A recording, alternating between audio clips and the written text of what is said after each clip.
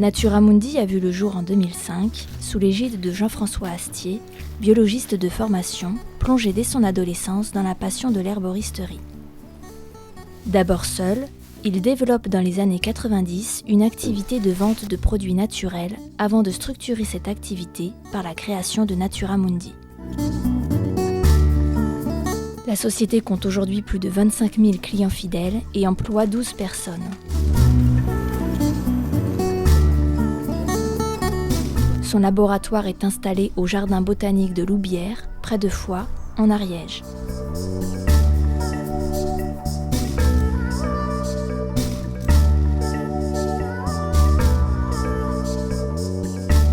Nous sommes ici sur le marché de Mirepoix qui est en Ariège. L'activité de Natura Mundi est une activité qui a été consécutive à l'activité des marchés. Ce qui fait que quand j'ai commencé il y a 20 ans sur les marchés, j'ai donc créé une clientèle qui est devenue fidèle, qui m'a fait confiance. Donc par, on va dire, continuité de cette régularité avec cette clientèle, j'ai décidé, malgré le développement de la partie par correspondance, de continuer le contact avec cette clientèle sur place. Non, héréditaire, non, ça j'y crois pas. Non, ça j'ai jamais vu de cas héréditaire. Au bout de quelques temps, je me suis aperçu qu'il me manquait des connaissances sur l'anatomie et la physiologie du corps humain. Et j'ai donc ressenti un besoin de me former dans ce domaine. Et le choix que j'ai fait m'a été très salutaire. Les études de naturopathie que j'ai fait à cette époque m'ont apporté une aisance à comprendre les problèmes que les gens pouvaient avoir et surtout à pouvoir expliquer l'action des plantes dans l'organisme. C'est pour rhumatisme. C'est une fleur bleue. Un fleur bleue. Bleue. Il y a la tisane acidose, celle-ci. Vous allez voir.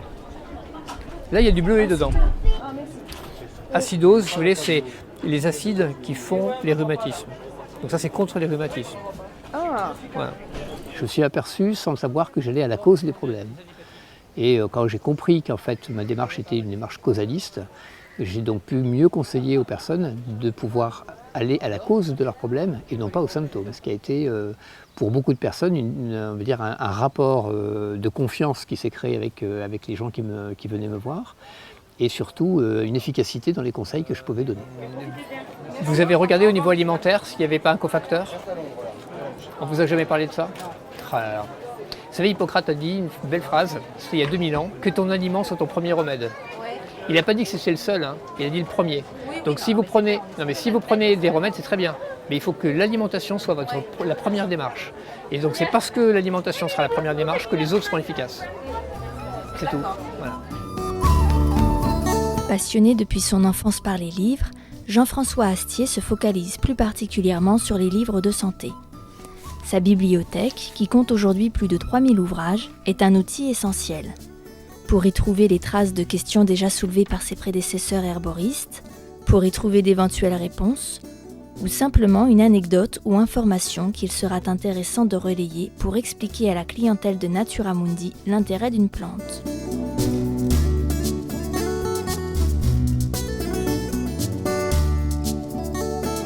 La base de connaissances, c'est d'une part les livres qui sont ici, c'est d'autre part les expériences que j'ai pu avoir, les échanges que j'ai eu de personnes qui m'ont parlé de leurs soucis de santé. C'est l'ensemble de ces éléments qui se posent à un moment donné pour répondre à une question. Quand cette question est posée, quand on se dit on a un produit à élaborer, on a, un process qui est fonction des différents produits que l'on veut tester. Par exemple, pour tester une nouvelle tisane, c'est directement de l'expérience que j'ai des plantes en infusion et des gestes que j'ai reproduits des métiers d'herboriste, que je suis capable d'élaborer une tisane. Ensuite, pour les compléments alimentaires, c'est une formulation qui est un petit peu plus compliquée. Il y a des notions de réglementation qu'il faut respecter. Et ensuite, bien évidemment, je tiens à ce que Natura Mundi garde son éthique. Donc il n'est pas question de faire des produits qui n'iraient pas dans le sens de notre éthique, à savoir d'abord le respect de l'environnement, et puis surtout, dans un deuxième temps, et en parallèle, le respect de la santé de la personne qui va prendre ce produit. La nature nous offre des produits qui ont la chance d'être en synergie avec l'organisme. Et donc il faut respecter les synergies plutôt que de provoquer des conflits. Aujourd'hui, on pourrait dire qu'un produit chimique provoque un conflit quand il est en contact avec quelque chose de naturel. La force du naturel, c'est de ne pas faire de conflit, mais de faire de la synergie.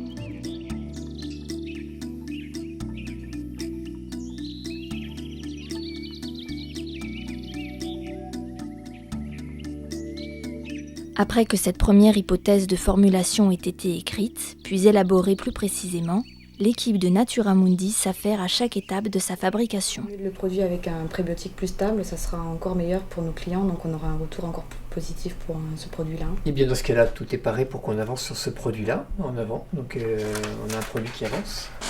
Ça, c'est une très bonne nouvelle. Mathilde regarde l'aspect communication, chargée du catalogue et du site internet, et cherche les arguments qui expliqueront la pertinence et l'originalité du produit.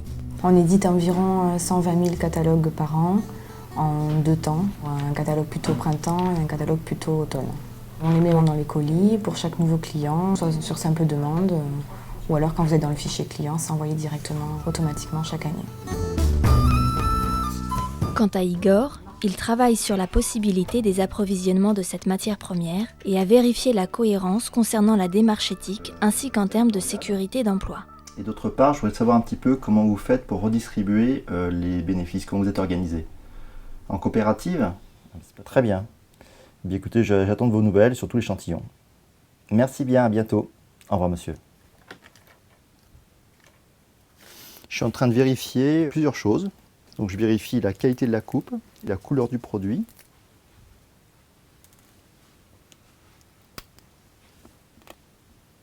Je l'ai goûté pour savoir si on est bien dans une qualité gustative attendue. Et après, je vais vérifier aussi ce qu'a fait ma collègue, si elle a bien référencé pour créer le numéro de lot. On contrôle systématiquement toutes les matières premières que l'on reçoit. On crée une traçabilité afin de pouvoir retrouver, en cas de problème sanitaire, retrouver l'origine et retrouver le fournisseur. Depuis quelques années, sur les 130 plantes que nous avons ici en stock, je réalise un travail de fond pour toutes les trouver en bio.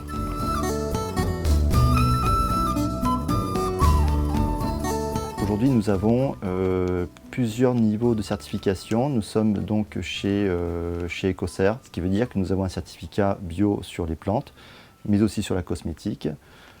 En 2010, nous avons choisi de certifier sur un deuxième niveau la cosmétique avec le label One Voice, qui lui garantit que notre cosmétique n'a pas été testée sur les animaux. Et enfin, nous avons aussi notre propre niveau de certification dans l'entreprise, avec une charte éthique, qui fait qu'on doit vérifier le point de vue social et l'environnement dans lequel est travaillée la plante.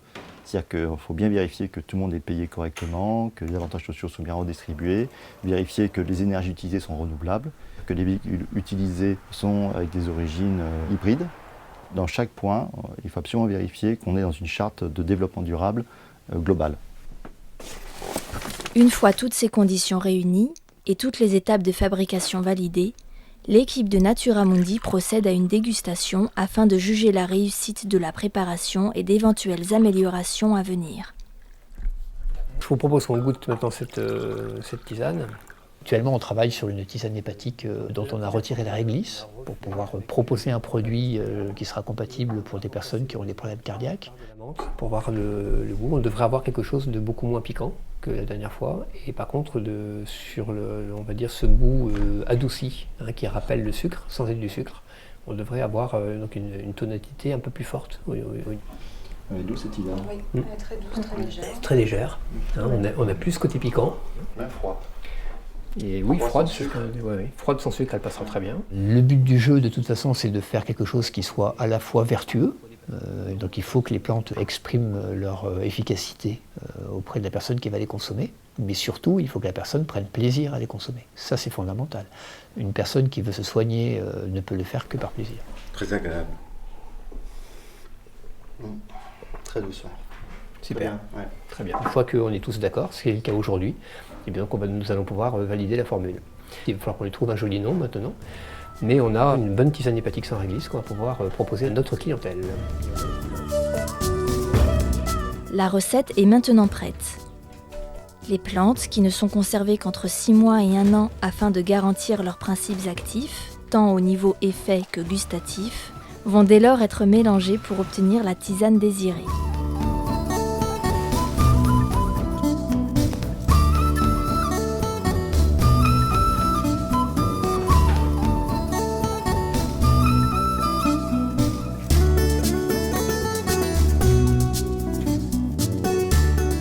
Puis vient enfin le conditionnement, où Natura Mundi applique encore sa charte précise quant à ses exigences de développement durable. Faire un travail sans conscience, c'est quelque chose qui me déplairait énormément. À Natura Mundi, j'ai voulu qu'à chaque fois qu'il y avait une possibilité de faire un choix éthique, que ce choix soit choisi en priorité. Quand on fait de la vente par correspondance, donc on envoie à distance quelque chose et il faut que ce produit soit avec le moindre impact au niveau de l'environnement. Est-ce que les fournisseurs qui m'envoient leurs produits le font de la meilleure façon? Est-ce que moi, quand j'envoie un produit, je le fais de la meilleure façon qui soit, dans le respect de l'environnement? Et donc Natura Mundi a été la première entreprise en France, et peut-être même dans le monde, à proposer un colis qui soit avec des produits à l'intérieur à 100% recyclables. Aussi bien les emballages des piluliers et que les étiquettes que l'on pose sur les produits, que les produits qui vont servir à caler les boîtes dans les colis, aussi bien que le carton du colis lui-même, que le scotch qui permet de fermer le carton, que l'étiquette que l'on pose dessus et que les produits eux-mêmes.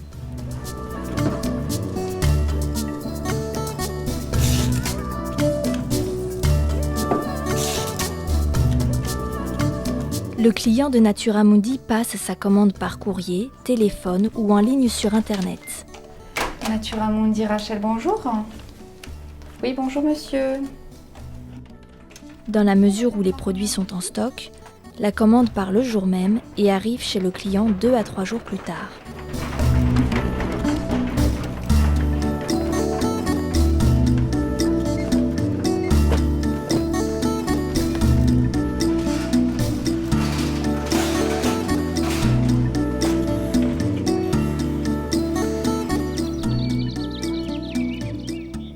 Natura Mundi propose ainsi une gamme de tisanes, compléments alimentaires et cosmétiques dans un but de bien-être et de santé, dans une philosophie de respect de l'environnement et de la planète.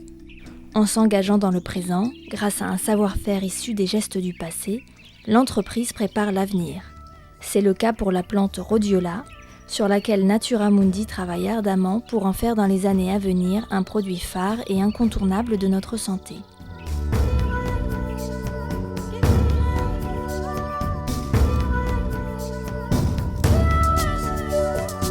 Ce jour-là, Igor et Jean-François partent dans les Pyrénées, à une altitude de 2300 mètres, prélever quelques graines sur des plants sauvages.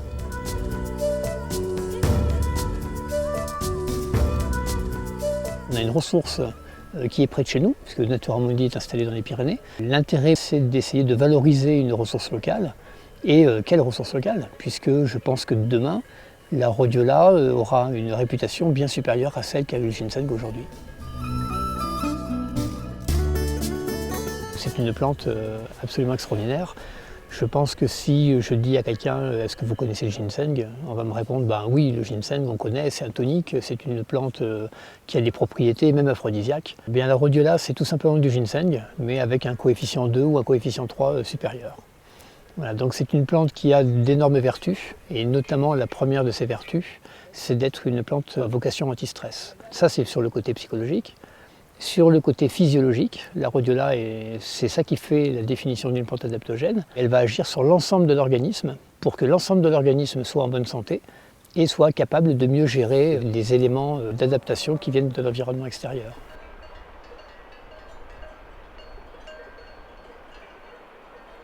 La rhodiola est une plante qui est ramassée de façon importante, notamment dans la région de l'Altaï. Et donc il y a un problème d'approvisionnement de cette plante, puisque sa croissance est très lente. Il faut attendre de nombreuses années pour pouvoir récolter une racine.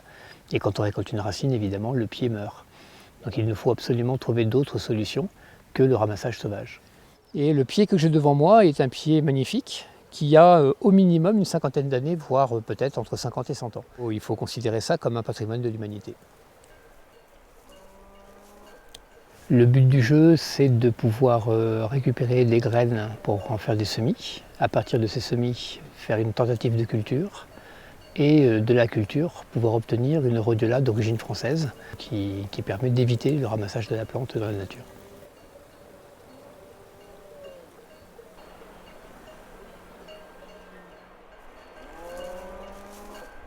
À l'heure actuelle, on est depuis une dizaine d'années sur un programme de recherche.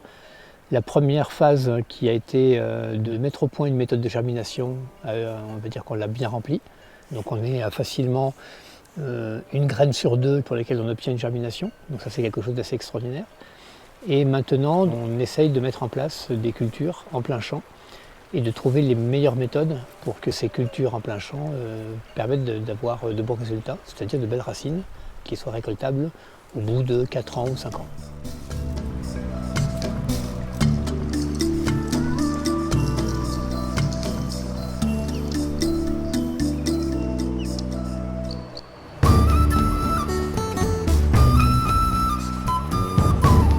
De retour au laboratoire, les graines récoltées sont passées au tamis afin d'obtenir une matière première purifiée et de bons semis à venir. Alors on a ici 3 tamis qui ont des cotes différentes. Un qui est très très fin, qui est là. Un qui est un petit peu plus large, qui est ici.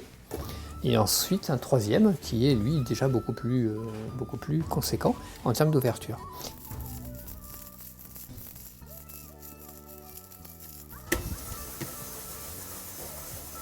Voilà. On fait un premier passage. On va avoir une belle récolte.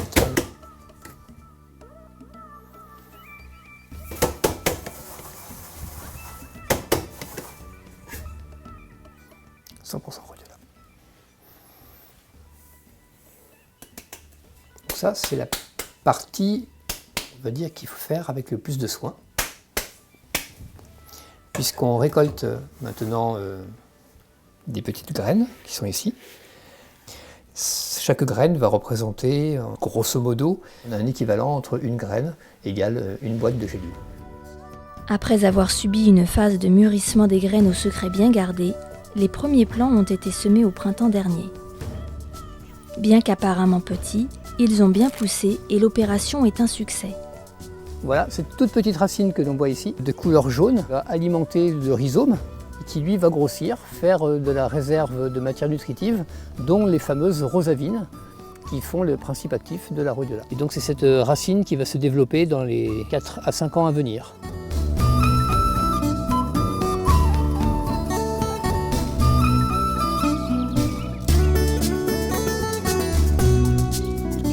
C'est vrai que le mot herboriste est un mot qui fait rêver.